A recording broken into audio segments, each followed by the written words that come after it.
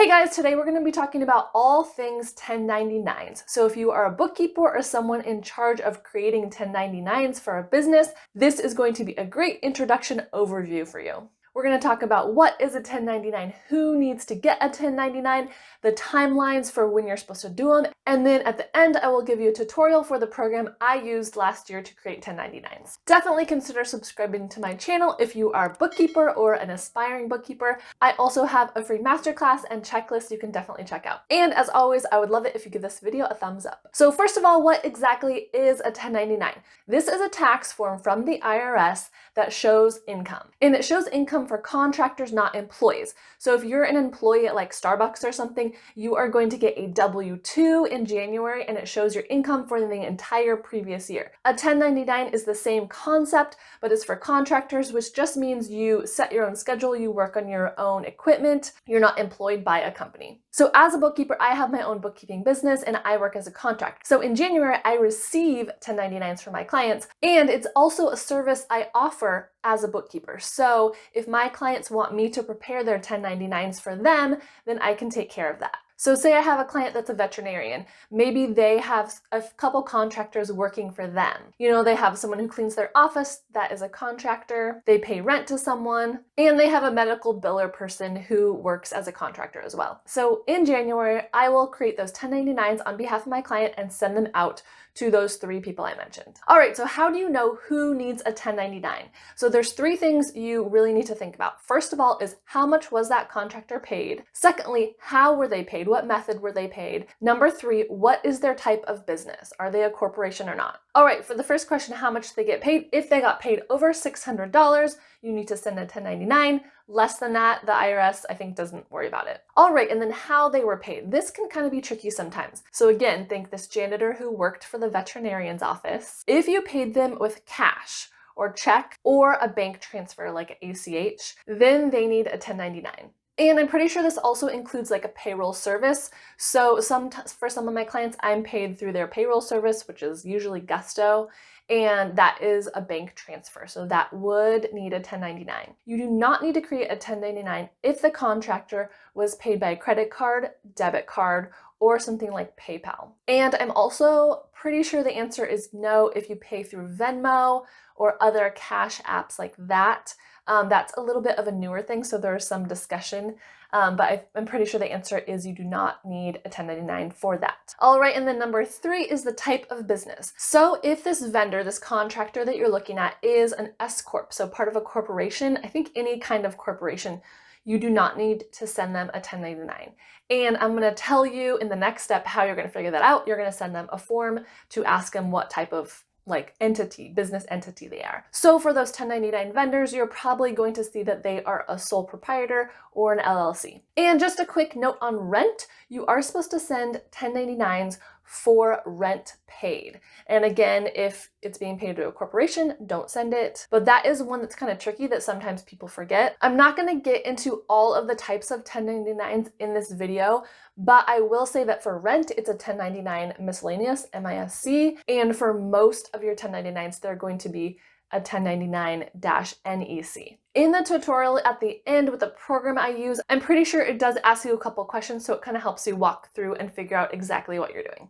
All right, that is who gets a 1099, and now you want to know exactly what the timeline is and what you're supposed to be doing when. So before the end of the year, so maybe sometime in December or even earlier if possible, you're going to want to send the vendors that you think need a 1099 a form from the IRS called a W-9. And it's really simple. It's a one-page sheet, and they just have to fill out usually their EIN, their name, a couple other things, and then they'll give it back to you. And you can find this and you can download this right from the IRS website. If you just Google W-9 IRS, you can find a download for that. So this will give you most of the information that you're going to need to transfer over to the 1099 along with the amount of income that they made for the year. And a couple tips and thoughts on that. So like I said, the earlier you can get the W-9 in, the better. So if you see that one of your bookkeeping clients has hired a new contractor, maybe they switched janitors, and so halfway through the year, you're like, oh, there's a different person that's coming through the books. That can be a trigger for you to send them that 1099 right away, because that'll just save you time in December. I'm a part of this bookkeeper forum and we were talking about 1099s,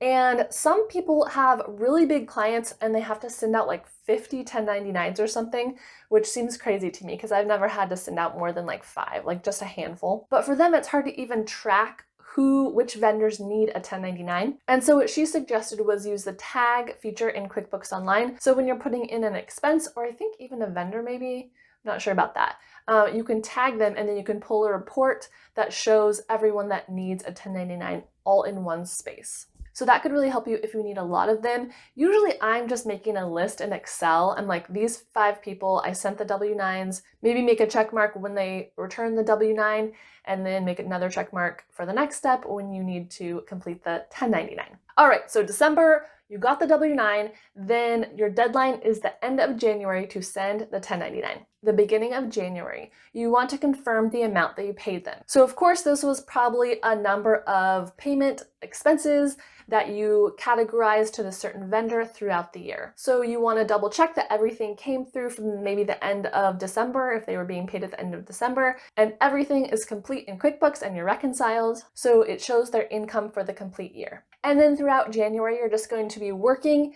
in your tax software or your 1099 software. Off the top of my head, I can't remember all the names of the different ones. I'll put a couple on the screen here if you want to check these out. And the one that I'm using that was recommended to me last year is just called tax1099.com. I don't have any affiliation with them, but like I said, they were recommended to me. So you are putting the information in this software. It's going to include information about the business it's coming from, so your client's business information, and then information about that contractor's business, their EIN and the income amount. And then right from that software, you can send it off to the person that needs to get it, so that contractor. So sending it is kind of one of the steps, and then filing for the IRS is the second step. And there is a small charge to file these. If you want to, you can pass on that amount to your client.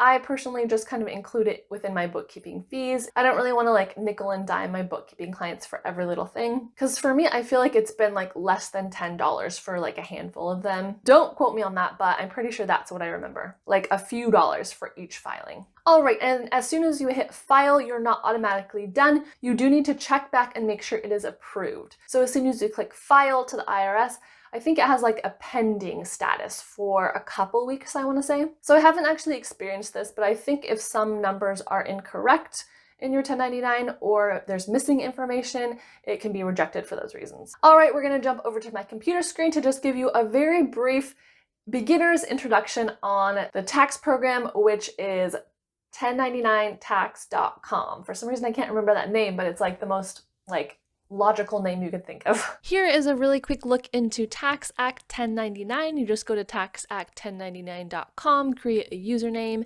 and password, and there's a lot of stuff you can do in here. I'm just going to show you a really little bit so you can kind of see what the program looks like and generally how to use it.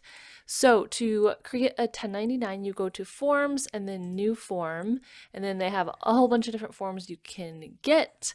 We're going to be doing this 1099 today. And the first thing you want to do here is add a payer. So the payer is your client, if that is who you are preparing 1099s for. And then the recipient is their vendor, so their janitor, or whoever they have been paying.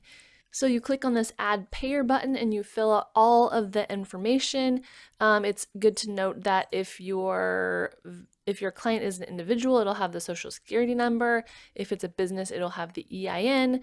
And a lot of this information you should get from the W-9 that you sent to your client and also their vendors. So fill in all this information. They do have these little help buttons if you need help, and then you click add, and that creates this new payer in this drop down here. So you would be able to see all of your clients within this drop down, and it's easy because then you don't have to put in the information for every time you need to create one of these.